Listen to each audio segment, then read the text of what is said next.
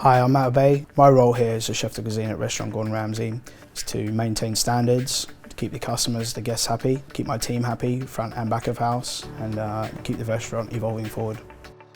I've now been at Restaurant Gordon Ramsay for 9 years. I joined the team as a chef de partie, and in 2013 I was promoted to chef de cuisine under Claire Smith, and then in 2016 I took control of the restaurant.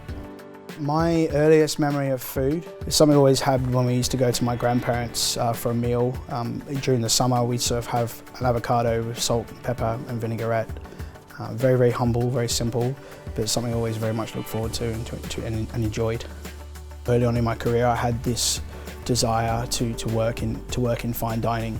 I think through watching television programs and things like that kind of inspired me, and watching Boiling Point and lifestyle programs really drove me to make those decisions. Here at Restaurant Gordon Ramsay, my relationship with Gordon is a mentorship, a friendship. He always guides me. It's a two-way relationship. I can feel free to express myself and to talk to him, and he listens to me, and just as I would listen to him. There's no enforcing for me either way. It's a joint effort.